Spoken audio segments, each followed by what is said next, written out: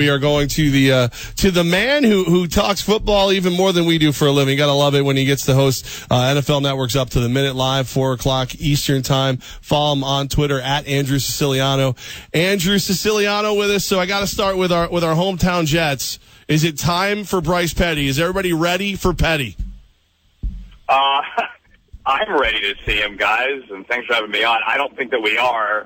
My colleague Charles Davis is doing that game. I just had him on doing Rich Eisen's show today on DirecTV and on the radio. And Charles was meeting with Ryan Fitzpatrick yesterday, and he thinks it's Ryan Fitzpatrick. You know, there is somewhat of a legitimate question. He is questionable, which by rule means 50-50. You know, if he wakes up and that ankle still isn't right, maybe he doesn't go. I would like to see Bryce Petty. I think, you know, the Jets need to know by the end of the season what they have in him. But I understand Todd Bowles' predicament. He's still got a chance technically at 3-6. Andrew, the thing we've been arguing about on this show is that does the schedule have an impact on whether Petty should play? They have a matchup with the Rams coming up here, and Donald and company, then the Patriots following that. Would you like a guy like Bryce Petty to get a softer opponent maybe to start off his NFL career? Well, the Rams aren't a soft opponent, I'll tell you that. You know, we could say all we want about Case Keenum and Todd Gurley's struggles this year and their lack of a number one wide receiver, but go ask Cam Newton. They will get after the quarterback. Mm-hmm. So that is not an easy opponent at all for a young quarterback. I just want to see what he can do. But I get your question, you know, is there a right time? I don't know that there ever is a right time. The right time, we can all agree, is when you're eliminated from the postseason. But as it stands right now, not even the Browns, although there is a scenario where by the end of Sunday they will be eliminated, but not even the Browns are eliminated right now. NFL Network's Andrew Siciliano with us right now, 104.5 The Team. All right, so the Jets quarterback situation is fuzzy, and so is their opponent, the Rams. Do you think we get to see Jared Goff at all this season? No, this season, yes. This week, I'd be surprised, barring an injury or just a colossal first-half collapse by Keenum. Listen, guys, the Jared Goff question is an intriguing one. It's a perplexing one. You know, for those who don't know, and I assume you guys know, I do the Rams preseason games. I've done it for 6 years. I saw a lot of Jared Goff in the preseason. The kid can play, the kid can wing it, but the kid has an adjustment. And we talked about it all spring on NFL Network. You know, from the air raid offense, or the bear raid as they called it at Cal, he is going to have an adjustment. And Jeff learned in Tennessee with Steve McNair, you got to wait until the guy is ready. I would love to see him. I think it should have been in the fourth quarter last week. I've been on the record. They missed a golden opportunity in the fourth quarter. They were down 2 scores at home. If you put Goff in and he fails, you could say, listen, we got his feet wet. We tried. We now know. We're proving it to all of you that it's a process. These are baby steps. He's not yet ready, but he will be soon. If you let him up and down the field and got 2 scores or maybe sent it to overtime, then, hey, you had that argument proven as well. He is ready. Right now, Jeff Fisher says he isn't. Yeah. Chris Carter earlier this week said he believes that Jeff Fisher didn't even want Jared Goff, and one of the reasons now he's kind of in a lose-lose situation. It's not true. Not true. Not true at all. And anyone who claims it they don't know what they're talking about. Not true. All right, so Andrew Siciliano with us, and you know, because you have that unique perspective on the Rams, are mermaids real? Well, that you'll have to ask William Hayes. I do not believe in mermaids. I do believe in dinosaurs, and I will tell you that's not an act. That's not an act. William Hayes is that goes way back to St. Louis. He didn't just do that for Hard Knocks. For years, ask Chris Long, who's now in New England, or any one of his teammates. For years, Rams teammates have left little dinosaur toys and figurines in his locker. I don't get it. Hard Knocks overall, you were there in the preseason. That feel for the team, is it still a distraction, or do you think some guys like William Hayes and others embrace that and actually maybe have helped out the Rams this season? Wait, which, the quarterback or the dinosaurs? No, seriously. I guess I'd say the quarterbacks. Okay, I wasn't sure if we were continuing with the dinosaur theme. I don't think it's a distraction yet. I will say that it's a frustration, which is a cliche, but in this case, very apt and accurate, offensively that nothing is going right, that Todd Gurley cannot get loose yet. And sure, there are blocking issues and there are scheme issues, and the fact that Case Keenum can't stretch the field and is having trouble throwing the deep ball, and they don't have a deep threat other than Tavon Austin. Those are all issues that have added up to throwing the ball 99 times the last 2 weeks. Say what you want about Fisher or Goff, we all can agree, and he will tell you, that is not the way he wants to run his football team. He wants to run, and when in doubt, he wants to run. They're not doing that. And because they're having trouble running the ball, they are calling the last 2 weeks like 40, 45 pass plays a game. That's not a success. That's not a recipe, rather, for success. So, look, Todd Gurley's longest run was 18 yards last week, and it came on a direct snap where Carolina had never seen that on film, and they got caught off guard. That I should never be telling you that sentence. Todd Gurley should be getting 1 or 2 chunk plays per game without any deception, just plowing right through you, and that's not happening.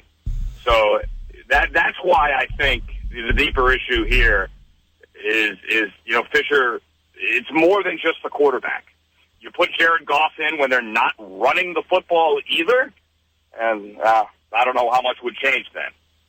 Andrew Siciliano with us right now on 104.5 The Team. You can catch him on the NFL Network, DirecTV. Filled in for Rich Eisen today. We here in upstate New York, we're still having the big argument over the Bills-Seahawks game. Richard Sherman plows into Dan Carpenter, and Gaz and I have turned this into an argument of how do you fix the officials to make sure they're on point.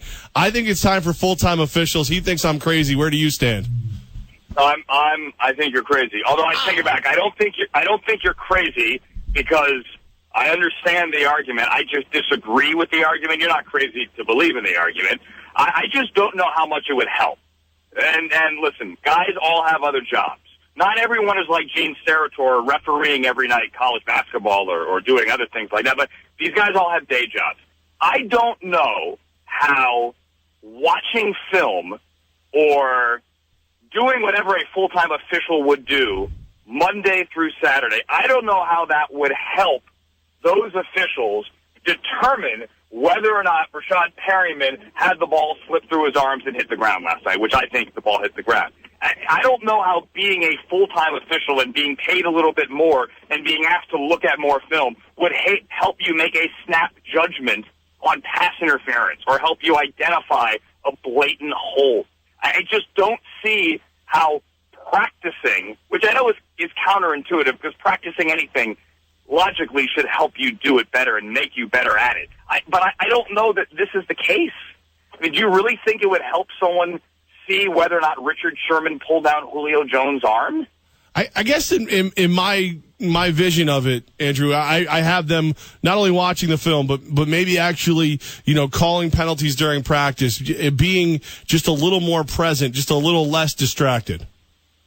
And that's a fair argument. These guys all do preseason games. They do training camp tours where they're giving tutorials and they're helping teams, or whether or not it's a training camp tutorial, they're showing up and they're calling penalties for coaches. They're out there. During the season, not obviously. It's not the same as the preseason. I just don't know that the effort and the cost would give you a noticeable difference in officiating. Let me offer you the NBA for an example. Those guys are full-time officials because they're calling games 3-4 a week, right? So they're on the road. They're calling games. Are they so much better than NFL officials? I think NFL officiating mistakes are magnified because there are only 16 games. I'm not defending bad calls. Well, they're better at calling basketball. Well, yeah. I mean, I think there was some bad umpiring in the World Series. Yeah. Bad. Yeah.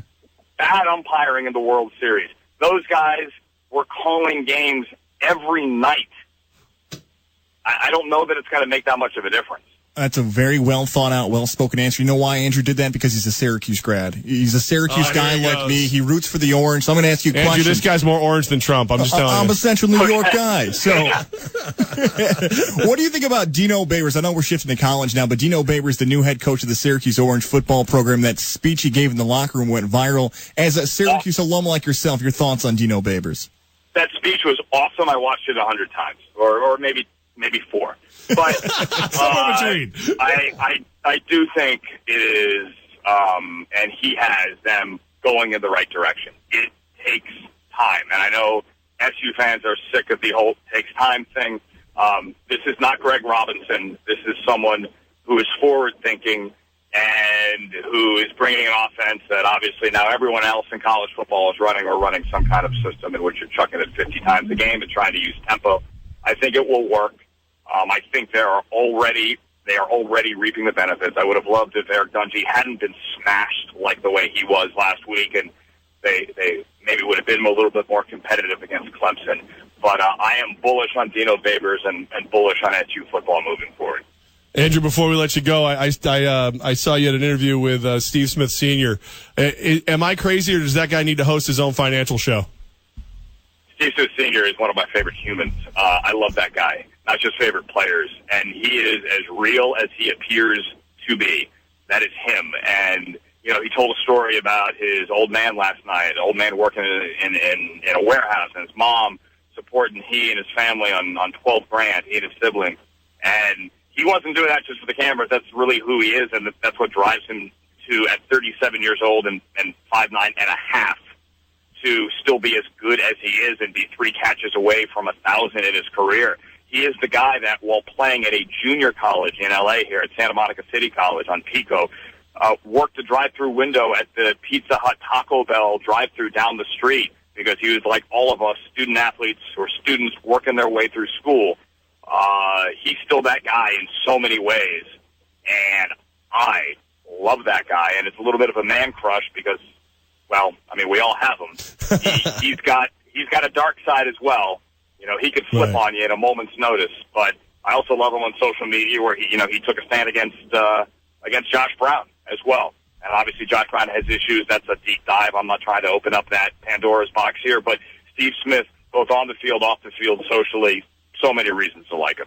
Yeah, when he talks money, I just glaze over and listen because he's got it unlocked. It amazes me how good he is with that stuff. Andrew Siciliano, you're the man. You got to remember, kids, save your money. Don't go blow it all on cars. Right, and he does that. I was like, when he talks about it, whether it be on Mike and Mike in the morning or with you, on DirecTV, it just always, like, I just stop and I'm like, he makes so much sense, and it shocks me, and I love it. Yeah, he's. And by the way, I'm not suggesting that all athletes go blow their money. It's more of a folly of youth, and athletes are no different than everyone else. But Steve Smith, as an old man, can teach people something, and he likes teaching people something. He talked last night on NFL Network about taking Rashad Perryman under his wing, and he really relishes that, and Perryman's reaping the benefits. Love it. Andrew Siciliano for NFL Network, DirecTV. Follow him on Twitter at Andrew Siciliano. We really appreciate you making some time for us. All right, guys, go Orange.